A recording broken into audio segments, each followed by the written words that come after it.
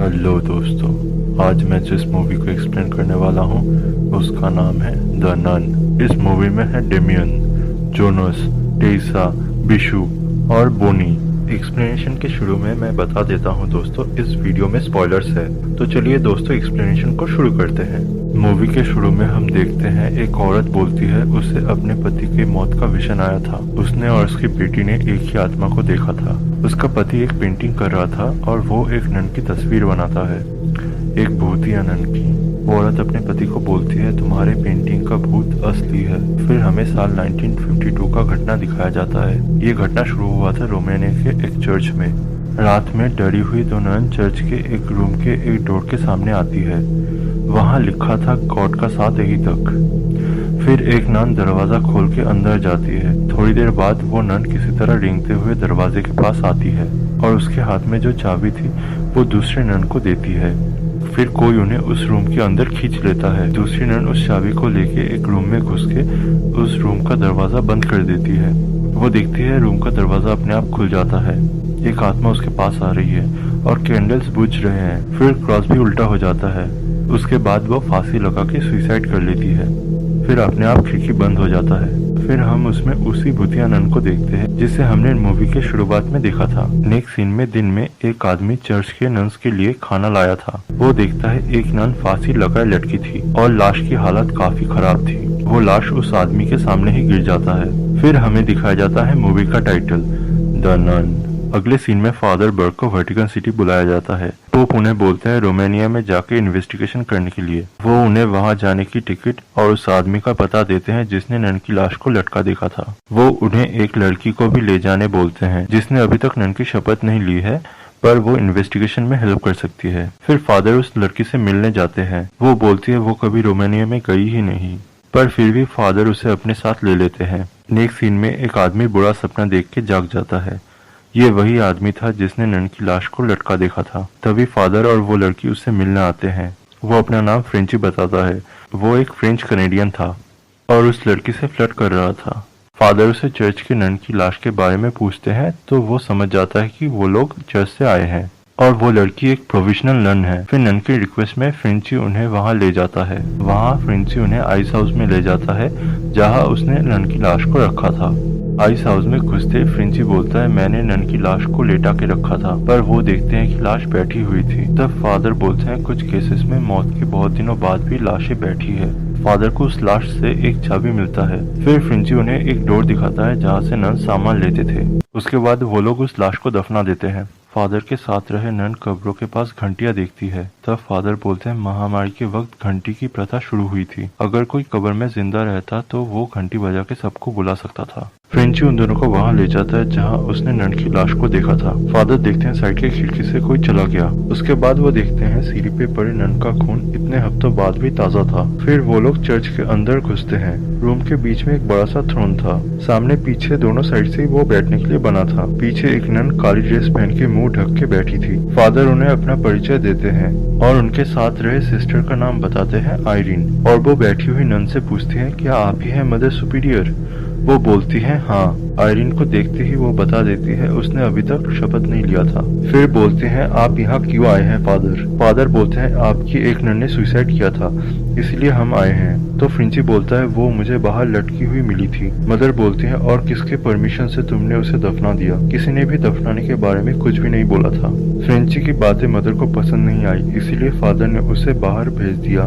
Mother बोलती है आपको भी उसके साथ चले जाना चाहिए फादर। फादर बोलते हैं वेटिकन्स को नन्स के बारे में चिंता है, मैं एक बार सिस्टर से बात करके चला जाऊंगा। मदर बोलती है उनसे कह दो यहाँ सब ठीक है। फादर बोलते हैं इतना काफी नहीं होगा, शायद वो और लोग भेजे और उनके इन्वेस्टिगेशन का तरीका शायद आपको और बुरा लगे। फिर मदर बोलते हैं अभी गेट बंद हो जाएगा, आप लोग कल आइए। चर्च के बाहर एक जगह है, आप रात में वहां रुक सकते हैं। बाहर आके फादर फ्रेंची को लौट जाने बोलते हैं और कुछ दिनों बाद आने बोलते हैं। फ्रेंची लौटते लौटते अंधेरा हो जाता है। अंधेरे में वो एक नन को जाते हुए देखता है। वो उसके पीछे जाता है। फिर देखता है नन फांसी का फंदा लेके वहां से जा रही है। उसके बाद वो नन पैरों से फांसी लगा के लटक जाती है। ये देख के फ्रेंची घबरा जाता है। उस नन की लाश उसके ऊपर गिरती है। फ्रेंची बहुत डर जाता है। वो नन की शैतान उसे काटना चाहता था। फ्रेंची उससे दूर भागता है। अचानक वो दिखाई नहीं देती है। उसके बाद फ्रेंची एक कब्र में पड़ा क्रॉस उठा के वहां से चला जाता है। नेक्स्ट सीन में डिनर करते हुए आयरीन बोलती है उससे अलग अलग विजन्स आते थे और एंड में मदर मैरी रास्ता दिखाती है। फादर अपने एक केस के बारे में बताते हैं। फ्रांस में उन्होंने एक बच्चे को देखा था, उसका नाम था डैनियल। उसे भी विजन्स आते थे पर वो शैतान के कब्जे में था। एक्सॉर्सिज्म के वक्त वो बहुत इंजर्ड हो चुका था। कुछ दिनों बाद वो मर गया था। नेक्स्ट सीन में फादर जाग जाते हैं रेडियो की वजह से। फादर के टॉर्च की लाइट रेडियो पे पड़ते ही रेडियो बंद हो जाता है।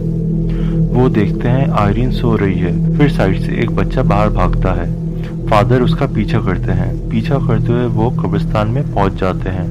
फादर वहां डैनियल को देखते हैं। उसके मुंह से एक सांप निकलता है। वो सांप फादर पे हमला करने जाता है पर फादर पीछे एक खुली हुई कॉफिन में गिर जाते हैं। फिर उसका ढक्कन अपने आप लग जाता है। उसके बाद उसके ऊपर लिखा था फादर बर्ग का कॉफिन। दूसरी तरफ आयरीन उठ के बाहर जाती है। उसके पीछे उसके रूम में नन का साया था। वो प्रेयर करने की जगह पे जाती है। वहाँ वो देखती है कुछ नन्स प्रेयर कर रही थी। वो दीवार पे एक बड़ा साया देखती है। वो साया घूमते घूमते एक आईने में आती है। मिरर में आयरीन एक नन को देखती है पर उसके पीछे कोई और नहीं था। फिर वो पीछे देखती है, बाकी नन्स भी नहीं है। मिरर में नन का भूत उसके कंधे पे हाथ रखता है और वो मिरर टूट जाता है और क्रॉस भी गिर जाता है। आयरीन वहां से डर के भाग जाती है। दूसरी तरफ फादर कॉफिन का घंटा बजाते हैं तो आयरीन कब्रिस्तान की ओर भागती है। वहां आयरीन को हर तरफ से घंटी की आवाज सुनाई देती है। वो ढूंढने लगती है और उसे विजन आते हैं कि फादर बर्ग कहाँ है। वो वहां रखे एक शॉवल से मिट्टी खोदती है। नीचे फादर और घंटी नहीं बजा पा रहे थे। तभी नीचे से दो हाथ फादर के मुंह को नोचने लगते हैं। उसी वक्त आयरीन को फादर का कॉफिन दिख गया था। वो उसमें शॉवल घुसा देती है। शॉवल फादर की आंख के पास आके रुकता है। फिर फादर वहां से निकलते हैं। फादर कहते हैं यहाँ एक बहुत ही पावरफुल शैतानी आत्मा है। फादर के कॉफिन से उठने के बाद उन्हें उसी कॉफिन में एक स्केलेटन और कुछ बुक्स मिलते हैं। नेक्स्ट डे चर्च के सामने उन्हें और भी ज्यादा खून दिखता है। वहां घुसने के बाद फादर बोलते हैं वो नन से बात करने आए हैं और लोहे का एक गेट अपने आप खुल जाता है। सिर्फ आयरीन वहां घुसती है क्योंकि वहां मर्दों का घुसना अलाउ नहीं था। फादर उसको चाबी देके उसके बारे में भी पता लगाने बोलते हैं। वो अंदर घुसती है और उसे ऊपर कोई दिखता है। वो उसका पीछा करते हुए प्रेयर रूम में घुस जाती है। वहां उसे एक नन प्रेयर करते हुए दिखाई देती है।